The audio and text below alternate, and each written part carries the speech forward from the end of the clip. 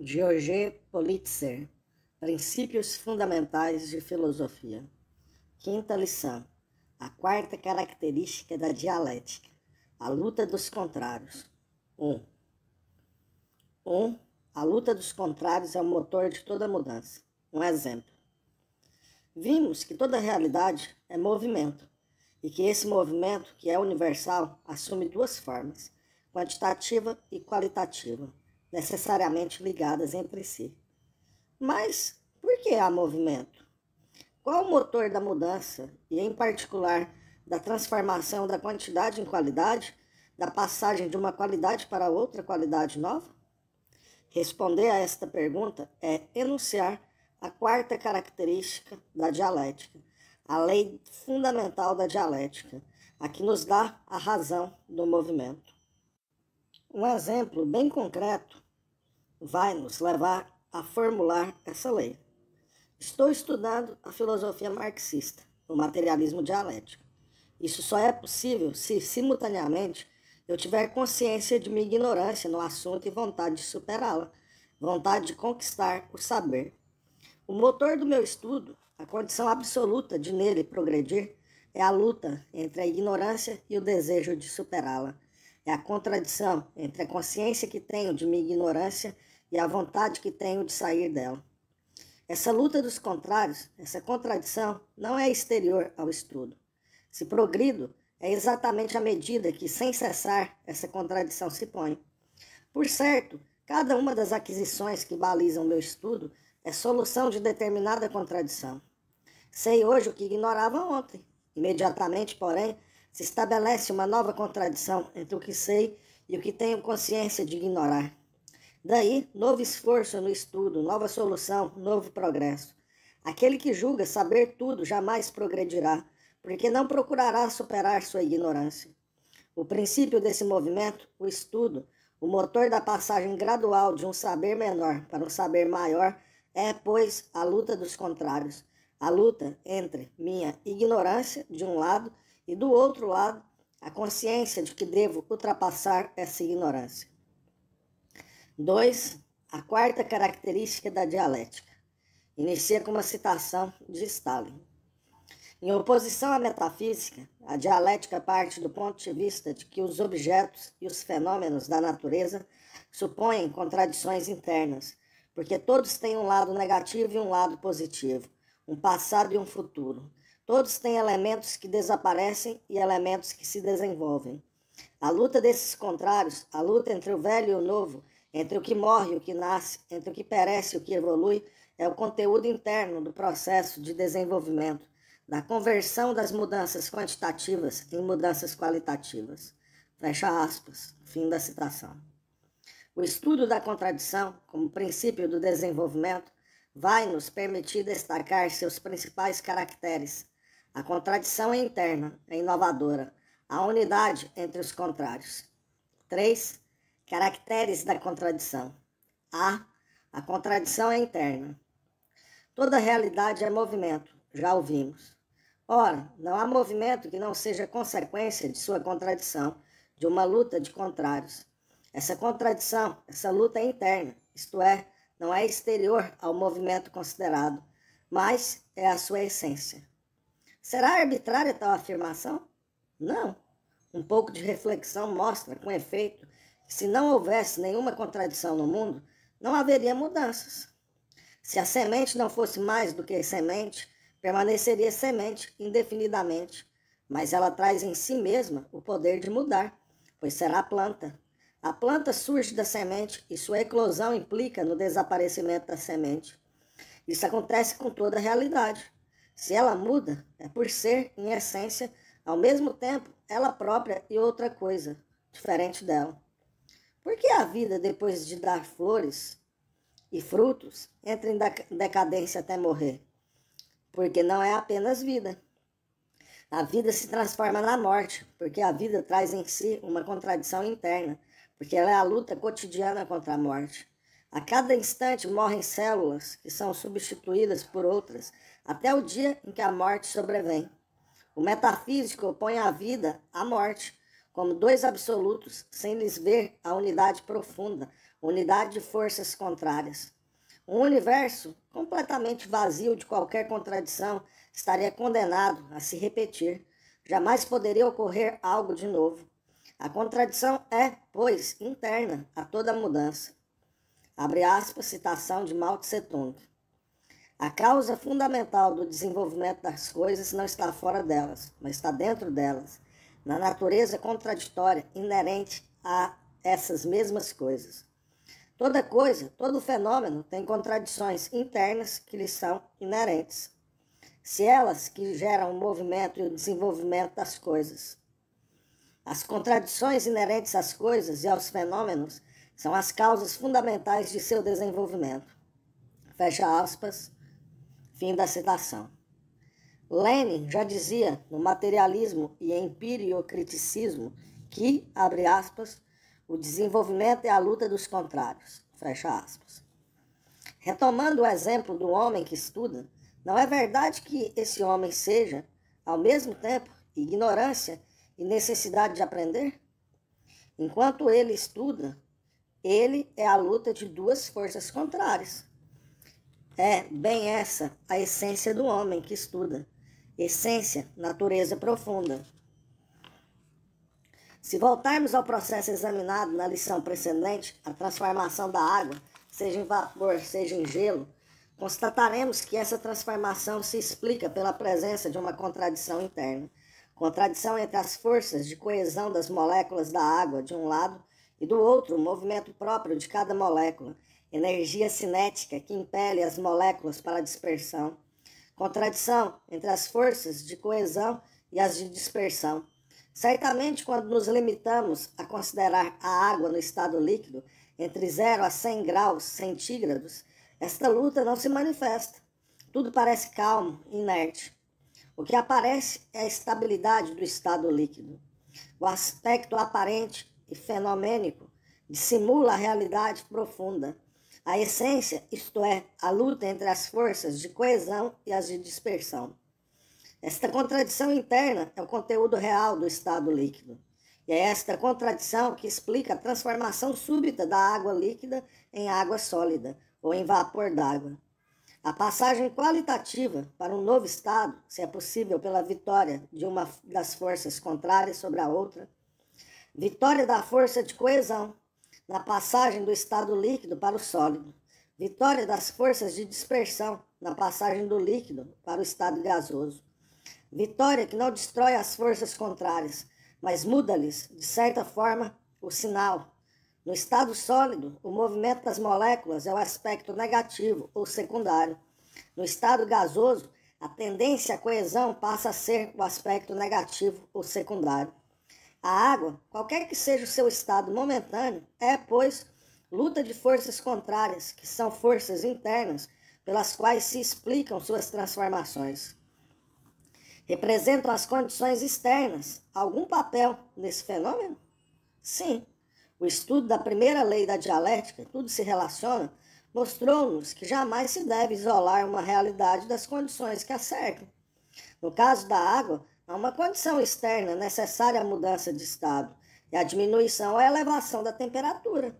A elevação da temperatura possibilita o aumento da energia cinética das moléculas, portanto, sua velocidade. O resfriamento tem consequência inversa. Mas é preciso não esquecer que, se não houvessem contradições internas no objeto considerado, no caso a água, como já fizemos ver anteriormente, a ação das condições externas seria inoperante. A dialética considera, pois, como essencial a descoberta das contradições internas inerentes ao processo estudado, que são as únicas que levam à compreensão da especialidade desse processo. Abre aspas, citação de Mao Tse-tung. As contradições inerentes às coisas e aos fenômenos são a causa fundamental de seu desenvolvimento, enquanto que o liame mútuo e a ação recíproca de uma coisa ou de um fenômeno com ou sobre outros fenômenos ou coisas são causas de segunda ordem. Fim da citação. É isso que o espírito metafísico não pode admitir. como ele ignora as contradições internas constitutivas da realidade e motoras de toda mudança qualitativa, é obrigado a explicar todas as mudanças por intervenções externas. Seja por causas sobrenaturais, Deus criando a vida, o pensamento, os reinos, seja por causas artificiais, há homens privilegiados que detêm o misterioso poder de mudar as coisas, são os condutores que fazem a revolução, que semeiam a revolta, etc. Assim é que alguns ideólogos reacionários reduzem a Revolução de 1789 à ação catastrófica de alguns maus pastores. No mesmo conceito, tem a Revolução Socialista de outubro de 1917. A dialética, ao contrário, mostra cientificamente que a solução revolucionária para resolver problemas que se apresentam ao desenvolvimento social é inevitável, quando existe uma contradição interna constitutiva de tal sociedade, contradição entre classes antagônicas. A revolução é o resultado dessa contradição, que passa por diversas etapas. A revolução não vem nem de Deus, nem do diabo. O papel desempenhado, respectivamente, pelas contradições internas, causas fundamentais, e pelas condições externas, causas secundárias, não pode ser relegado a um segundo plano. É ele que permite compreender, principalmente, que a revolução não é exportável. Nenhuma transformação qualitativa pode ser resultado direto de uma intervenção exterior. Assim, é bem certo que a existência e o progresso da União Soviética transformaram as condições gerais da luta do proletariado nos países capitalistas. Nem a existência, nem o progresso da União Soviética, porém, tem o poder de gerar o socialismo nos outros países. Somente o desenvolvimento da luta de classes própria a cada país capitalista, o desenvolvimento das contradições internas que caracterizam os países capitalistas, podem levar esses países a mudanças revolucionárias. Daí a frase frequentemente repetida por Stalin, abre aspas, cada país fará, se quiser, a sua revolução. E se não quiser, não haverá revolução, fecha aspas. É o que acontece com as crianças. Todos os meios empregados para fazê-las andar serão inúteis, enquanto o seu desenvolvimento interno, orgânico, não lhes permitir tal ato. Vê-se, pois, que o caráter interno da contradição, sobre o qual Stalin insiste ao enunciar a quarta característica da dialética, tem considerável sentido prático. B. A contradição é inovadora. Se retomarmos o enunciado staliniano da lei, notaremos que a luta dos contrários é tomada como luta entre o velho e o novo, entre o que morre e o que nasce, entre o que perece e o que se desenvolve. A luta dos contrários efetivamente se desenvolve no tempo. Já vimos, terceira lição, que assim como a sociedade, assim como a natureza viva, o universo físico tem uma história. As mudanças qualitativas põem, assim, em evidência, em dado momento do processo histórico, aspectos novos que são resultantes da vitória sobre o que é velho. Mas isto não é possível, a não ser pelo fato de as forças do novo se desenvolverem contra o velho, no próprio seio do velho. Foi no seio da velha sociedade feudal e contra ela que cresceram as forças novas de produção e as correspondentes relações de produção, das quais deveria sair a sociedade capitalista. Do mesmo modo, é na criança e contra ela que cresce o adolescente. É o adolescente e contra ele que amadurece o adulto. Não basta constatar o caráter interno da contradição. É preciso ver ainda que essa contradição é luta entre o velho e o novo. É no seio do velho que nasce o novo. É contra o velho que o novo se desenvolve. A contradição se resolve quando o novo supera definitivamente o velho. Aparece então o caráter inovador, a fecundidade das contradições internas. O futuro se prepara na luta contra o passado. Não há vitória sem luta. O metafísico menospreza o poder inovador da contradição. Para ele, a contradição nada de bom pode acarretar. Como ele tem uma concepção estática, imobilista do universo, como ele pretende que o ser, natureza ou sociedade, seja sempre idêntico, a contradição é, para ele, sinônimo de absurdo. Ele se empenha em evitá-la. Desse modo, as crises econômicas que, para o dialético, são um sinal nítido das contradições internas fundamentais do capitalismo, são, para o metafísico, inquietações passageiras. Também a luta de classes é acidentes desagradáveis, causados pela falta de vigilância dos dirigentes. O dialético sabe que lá onde se desenvolve uma contradição, lá está a fecundidade, já está a presença do novo, a promessa de sua vitória. A luta de classes é precursora de uma sociedade nova. Em todas as circunstâncias, o dialético cria as condições favoráveis ao desenvolvimento dessa luta fecunda. A resistência das forças do passado não o amedronta, porque ele sabe que as forças do futuro se temperam na luta, como atesta a história do movimento operário. Bem contrária é a missão essencial da social-democracia, que tudo faz para desviar da luta as forças revolucionárias, trabalhando para corrompê-las e torná-las estéreis. A história das ciências e das artes é pródiga em exemplos que mostram plenamente a fecundidade da contradição. As grandes descobertas resultam de uma contradição resolvida entre as velhas teorias e os fatos experimentais novos. Exemplo, o experimento de Torricelli suscitou uma contradição fecunda entre o fato constatado, o mercúrio contido no tubo embarcado na cuba desce até certo nível, que varia segundo a altitude. Acima desse nível há o vácuo, e a velha ideia sempre ensinada de que a natureza tem horror ao vácuo. A velha ideia é, de fato, incapaz de explicar por que o nível do mercúrio no tubo varia com a altitude. A descoberta da pressão atmosférica resolveu a contradição. Toda mudança qualitativa é solução fecunda de uma contradição. A fecundidade da contradição fica bem patenteada nos livros de Gorky. É lutando contra seus preconceitos de velha, resignada pressão que a mãe de Gorky se transforma em revolucionária. Contradição interna que se desenvolve graças às condições externas, o exemplo de seu filho, combatente revolucionário. Também Pierre Zalomov, o herói do livro de Gorky e o iniciador da manifestação operária de 1º de maio de 1902 em Sormovo, declarou orgulhosamente ao tribunal czarista, abre aspas, citação de Gorky, torturados pelo desacordo entre a vida a que aspiram e a que lhes proporciona a sociedade atual, os trabalhadores são levados a procurar meios propícios para sair da situação abominável a que estão condenados pela imperfeição do atual regime. Fecha aspas. E Pierre Zalamov explica de que modo, por uma luta obstinada para superar essa contradição de trabalhador desesperado que era, passou a ser um homem novo, um revolucionário. Dizíamos, ao iniciar esta lição, que o homem que estuda a ciência progride, resolvendo sem cessar as contradições decorrentes do próprio estudo.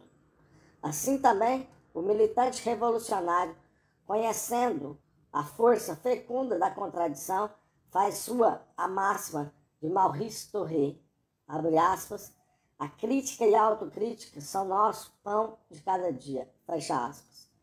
Crítica do trabalho realizado pelos companheiros e crítica de cada um ao seu próprio trabalho, autocrítica. O trabalhador, influenciado pela ideologia social-democrática, pensa que a autocrítica é desonra e humilhação. Muito ao contrário, a autocrítica procede de uma concepção científica da ação revolucionária. Pela autocrítica, o militante cria as condições propícias à luta vitoriosa do novo contra o velho, na sua própria consciência, na sua atividade cotidiana. Recusar-se à autocrítica não é salvaguardar sua dignidade, é malbaratar as possibilidades do progresso, é condenar-se ao retrocesso, é degradar a sua própria substância. Foi a prática ininterrupta, científica, da crítica e da autocrítica que temperou o Partido Comunista bolchevique de Lenin e de Stalin. Foi pela prática da crítica e da autocrítica que Maurice Thoré, por volta de 1930, salvou o Partido Comunista Francês do desaparecimento a que o grupo Barbet-Celot o arrastava. C. Unidade dos contrários. Não há contradição se não houver luta entre pelo menos duas forças. A contradição encerra, pois, necessariamente dois termos que se opõem. Ela é a unidade dos contrários. Este é o terceiro caráter da contradição. Estudemo-lo mais de perto. Para o metafísico, falar da unidade dos contrários é proferir um contrassenso. Por exemplo, ele considera de um lado a ciência, do outro lado a ignorância. Ora, já fizemos ver que toda ciência é luta contra a ignorância. Lenin dizia, abre aspas, o objeto do conhecimento é inesgotável, fecha aspas. Não há, pois, ciência absoluta. Há sempre alguma coisa para aprender. Toda ciência comporta, pois, uma parte de ignorância. Por outro lado, não há ignorância absoluta. O mais ignorante dos indivíduos tem sensações, certa vivência, uma experiência rudimentar. Se não fosse assim, como poderia ele sobreviver? Isso já é um germe de ciência. Os contrários se combatem, porém são inseparáveis. A burguesia em si não existe. A princípio, no seio da sociedade feudal, houve a burguesia contra a feudalidade. Depois, na sociedade capitalista, e mesmo no seio da sociedade feudal, temos a burguesia contra o proletariado. Não podemos pôr os contrários separados um do outro ou sem o outro. Quando o proletariado desaparecer como classe explorada, então a burguesia desaparecerá como classe exploradora. Nota: a economia política marxista é preciosíssima para o estudo da unidade dos contrários, porque esta é encontrada em todos os níveis da economia. Exemplo, a mercadoria é a unidade de contrários. Por um lado, é um valor de consumo, produto de consumo, consumível. Do outro lado, é um valor de troca, produto que se troca. São, na verdade, contrários, pois que um produto não pode ser trocado senão quando não é constituído, e não pode ser consumido se não for trocado. Marx desenvolveu genialmente todas as consequências desta contradição interna no Capital. Obra-prima da dialética. Observação. Nas crises que sacodem periodicamente o capitalismo, esta unidade de contrários aparece em toda a sua plenitude. As massas não podem consumir seus próprios produtos, porque esses produtos são, no regime capitalista, necessariamente mercadorias. E é preciso, pois, para poder consumi-los, compará-los, isto é, trocá-los por dinheiro. Fecha aspas. Este fato objetivo, a inseparabilidade dos contrários, é negado pela metafísica. Por isso, a burguesia dá preferência às concepções metafísicas que pretendem, por exemplo, suprimir a condição proletária, principalmente pela associação capital-trabalho, conservando, entretanto, a burguesia, como se pudesse haver uma burguesia capitalista sem um proletariado que trabalhasse para ela. A dialética jamais separa os contrários. Ela os apresenta em sua unidade indissociável. Citação de Mao Tse-tung. Sem vida não há morte, sem morte não há vida. Sem altos não há baixos, sem baixos não há altos. Sem infelicidade não há felicidade, sem felicidade não há infelicidade. Sem fácil não há difícil, sem difícil não há fácil. Sem proprietário de terras não há arrendatários. Sem arrendatário não há proprietário de terras. Sem burguesia não há proletariado. Sem proletariado não há burguesia. sem julgo nacional imperialista, não há colônias ou semicolônias. Sem colônias ou semicolônias, não há julgo imperialista. Isso acontece com todos os contrários. Em determinadas condições, eles se opõem uns aos outros, sendo, por outro lado, reciprocamente ligados, interpenetrados,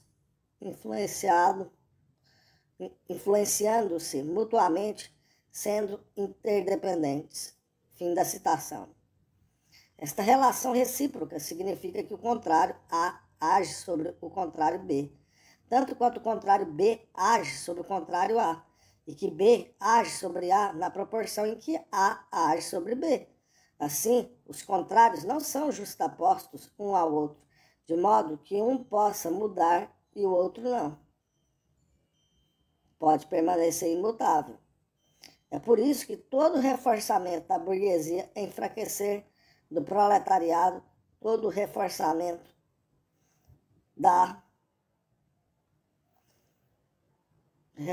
do proletariado é enfraquecimento do seu contrário, a burguesia. Assim também todo enfraquecimento da ideologia socialista é um progresso da ideologia burguesa, e reciprocamente. É, pois, completamente ilusória acreditar que a burguesia se enfraquecerá.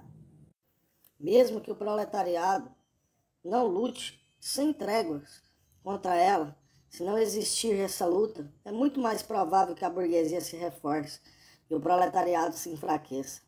Marx explicava também que se a classe operária não se apegasse a todas as oportunidades para melhorar a sua situação, abre aspas, ela se depreciaria a ponto de tornar-se massa informe, esmagada de seres famélicos, para os quais já não haveria salvação, fecha aspas. Essa unidade dos contrários, essa ligação recíproca dos contrários, assume um sentido particularmente importante quando, em dado momento do processo, os contrários se convertem um no outro. Com efeito, em determinadas condições, os contrários se transformam um no outro. A ligação recíproca torna-se, então, transformação recíproca. Produz-se mudança qualitativa, e é essa mesma transformação que permite definir cientificamente a noção de qualidade. Exemplo, em dado momento da luta dos contrários, burguesia e proletariado, cada um dos contrários se converte um no outro.